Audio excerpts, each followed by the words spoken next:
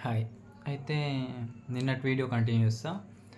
10థ్ క్లాస్‌లో స్టార్ట్ అయిందన్నా గదా! అప్పుడు నాకు వేరే ఫన్ యాక్టివిటీస్ ఏం లేవా? లేదా ఫ్రెండ్స్ లేరా అన్నట్టేం లేదు. నాకు చాలామంది ఫ్రెండ్స్ ఉంటుండే. బానే తిరుగుతుండే ఫ్రెండ్స్‌తోని.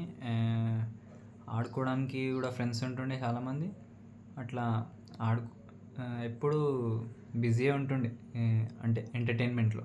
ఎప్పటికప్పుడు ఆక్యుపైడే ఉంటుండే గానీ అయినా గూడా ఈ ఈ బెట్టింగ్ అంటే బెట్టేసి మ్యాచ్ ఆడడం, ఇట్లా ఫుల్ ఇంటెన్స్‌తో ఆడడం అవన్నిటికంటే కొంచెం ఎక్కువ థ్రిల్లింగ్ అనిపించింది. మజా వచ్చింది. చాలా మజా వచ్చింది. అయితే ఇంగా నార్మల్ మ్యాచెస్ బెట్ లేకుండా ఆడే మ్యాచెస్ వాళ్ళు అంత ఇంటెన్సిటీ లేకపోతుండే, ఆళ్ళంత ఎనర్జీ పెట్టకపోతుండే, మజా రాకపోతుండే నాకు. సో, అట్లా ఇది చాలా అట్రాక్టివ్ అనిపించింది. తర్వాత మెల్లిగా నెక్స్ట్ ఇంక ఐపీఎల్ ఉంటది గదా! ఆ టైంలో. అంటే మనకు 10థ్ క్లాస్ ఎగ్జామ్స్ అయిపోయినాక ఐపీఎల్ ఉంటది. ఆ టైంలో గూడా ఆ టైంలో ఏం స్టార్ట్ అవ్వలే. 10థ్ క్లాస్‌లో ఏం స్టార్ట్ కాలే. ఐపీఎల్ వరకు ఏం వెళ్ళలే. కాకపోతే 10థ్ క్లాస్‌లోనే నేను ఇంటర్నేషనల్ సైట్‌లో లాగిన్ అయినా. అకౌంట్ క్రియేట్ చేసుకున్నా. ఫోన్ అప్పుడే వాడుతుండే అనమాట. సో, అట్లా ఇంటర్నేషనల్ సైట్‌లో లాగిన్ అయినా. ఒక యూకే సైట్‌లో లాగిన్ అయినా. చాలా ఫేమస్ అది. నేను అది ఇప్పుడు చెప్తే అది ప్రమోషన్ అయిపోతది గానీ, సో, నేను ఆ పేరు తీసుకోవట్లే. సో, ఇంటర్నేషనల్ సైట్‌లో లాగిన్ అయ్యి డిపాజిట్ అంటే అప్పుడు కూడా డిపాజిట్ చేసిన వెరిఫికేషన్ అయితే చేసుకున్నా. అంటే నాకు విత్‌డ్రావల్ వచ్చేటట్టు డిపాజిట్ చేసినాక అట్లా వెరిఫికేషన్ చేసుకున్నా. తర్వాత ఇంటర్‌లో ఇంటర్‌లో నేను ఒక కాలేజ్ జాయిన్ అయ్యిండే, నారాయణ అని. అదో హెల్. హెల్ అంటే ఇంకా ఫుల్ ప్రెషర్ అనిపిస్తుండే ఆడ. అందరు ప్రెషర్‌లో ఉన్నట్టే అనిపిస్తుండే. నాకు ఆ అట్మాస్ఫియర్ సెట్ కాకపోతుండే. ఎందుకంటే నాకు కూల్‌గా వదిలేస్తే చదువుకుంటా. ఏదో కొంచెం చదువుకుంటా. ఎగ్జామ్స్ వరకు చదువుకుంటా. ఇట్లా కంటిన్యూస్ అంటే ఐఐటీ కాలేజ్ అది. నాకు ఐఐటీకి ప్రిపేర్ అయ్యేంత అది ఓపిక లేదు. అంత హార్డ్ వర్క్ చేసే మైండ్ సెట్ కూడా లేకుండే అప్పట్లో. అంటే నాకు ఒక స్ట్రెచ్‌లో చదివేది అలవాటు లేకుండే ఎప్పుడు. ఏదో ఎగ్జామ్ ముందు చదివినామా, ఎగ్జామ్ రాసినామా అంతే. ఐఐటీ క్రాక్ చేయాలంటే ఒక స్ట్రెచ్‌లో చదవాలి. లాంగ్ టర్మ్ చదివితేనే అవుతుంది అది. సో, నేను జాయిన్ అయిన కాలేజ్ అదే, కోర్స్ అదే కానీ ఇంకా నాకు సెట్ అవ్వలే. అయితే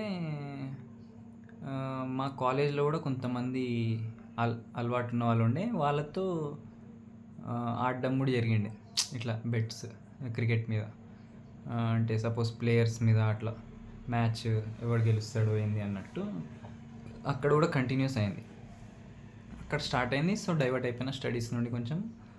అక్కడ కంటిన్యూస్గా అంటే ఈ స్కోర్స్ చెక్ చేయడం, మ్యాచ్ చెక్ చేయడం, రోజంతా ఇదే పనిలో బిజీ ఉంటుండే. దీనికి అలవాటు పడిపోయినా. బాగా హ్యాబిట్ అయిపోయింది అది. స్కోర్స్ చెక్ చేసుకోవడం, ఎప్పుడు ఫోన్లోనే ఉండడం.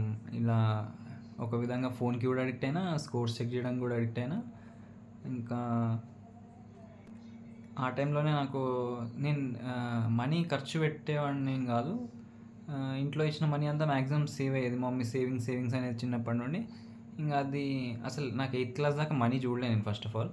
8థ్ క్లాస్లో కొంచెం స్నాక్స్ కట్టలా అని చెప్పేసి మనీ చూసిన ఇంట్లోకి వెళ్ళి. అండ్ 10థ్ క్లాస్కి అది పెరిగిపోయింది. ఇంటర్కి పెరిగిపోయింది. అంటే నేను స్టడీస్లో మంచి పర్ఫామ్ చేసే కొద్దీ కొంచెం అది ఎక్కువైపోయింది.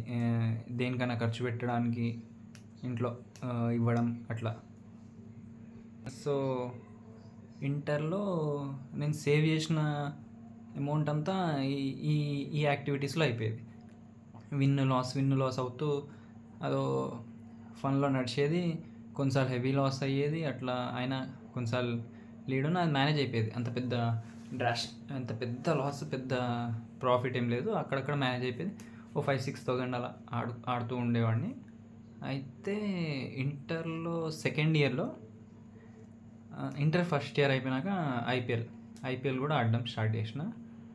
అప్పుడు ఒక 6,000 ఏమో ప్రాఫిట్ వచ్చింది. కానీ నాకు ఎవడైతే ఇయ్యాలో వాడు ఎగ్గొట్టేసిండు అనమాట. అది వదిలేస్తే అప్పుడేం మళ్ళీ ఇంకో 1 ఇయర్ పట్టింది. ఇంటర్ సెకండ్ ఇయర్లో నేను ఒక 1,00,000 లాస్ అయినా. ఇంటర్ సెకండ్ ఇయర్లో 1,00,000 అంటే చాలా ఎక్కువ అమౌంట్. నేను అంటే ఇనీషియల్గా ప్రాఫిట్స్ వచ్చిండే నాకు 20,000-30,000 ఏమో అట్లా 50,000 దాకా ప్రాఫిట్స్ వచ్చినట్టున్నాయి. నేను బెట్ సైజ్ పెంచేసిన ప్రాఫిట్స్ వచ్చినాక. అంటే అప్పటి వరకు 3,000, 5,000 వేసుకుంటూ ఏదైతే నేను రెగ్యులర్గా వేస్తున్నానో ఆ 3000, 5000తో 50,000 అవ్వగానే నేను బెట్ సైజ్ కొంచెం 10,000, 20,000 వేయడం స్టార్ట్ చేసినప్పుడు లాస్ స్టార్ట్ అయింది. అట్లా లాస్ అవుతూ మైనస్ 1,00,000 అట్లా అయిపోయింది. నేను ఈ 1,00,000 తీర్చాలి ఇప్పుడు బయట వాళ్ళకి. అంటే నమ్మి బెట్టేసేస్తారు, తర్వాత అడుగుతారు అనమాట. సో ఈ 1,00,000 తీర్చడానికి నేను మా ఫ్రెండ్స్ 10th క్లాస్ ఫ్రెండ్స్ నాకు ఇట్లా ప్రాబ్లం అని చెప్పేసి ఆడిడ తిరుగుతున్నాం. ఆ ఏజ్లో ఏం చేయాలో తెలియదు, ఎవరిని అడగాలో తెలియదు, ఎక్కడ దొరుకుతుందా అని చెప్పేసి వాళ్ళ పేరెంట్స్ని కూడా ట్రై చేసారు. మా ఫ్రెండ్స్ 10th క్లాస్ ఫ్రెండ్సే వాళ్ళ పేరెంట్స్ దగ్గర కూడా ట్రై చేసారు. అది సెట్ కాలేదు. కొంచెం లాస్ట్కి ఇంట్లో తెలవాల్సిన పరిస్థితి వచ్చింది. ఇంతలోపే ఇంకోటి ఏంటంటే మా ఫ్రెండ్ శశి అని నాకు ఫ్రెండ్ ఉండే, అయితే 10th క్లాస్ ఫ్రెండ్.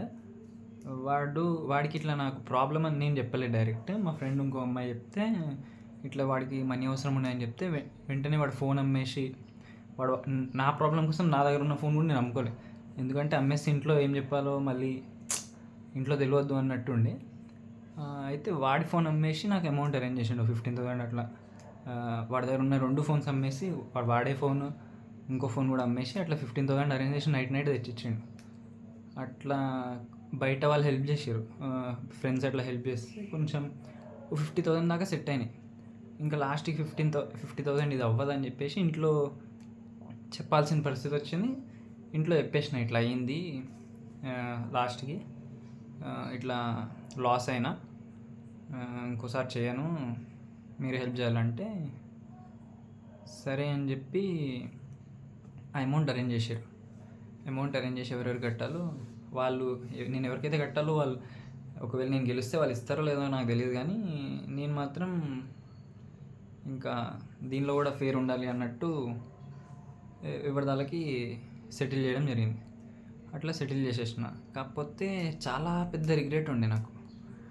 మనీ పోగొట్టిన 1,00,000. నేను అప్పటి వరకు మా డాడీని అసలు నేను ఏదైనా వస్తువు కూడా అడగడానికి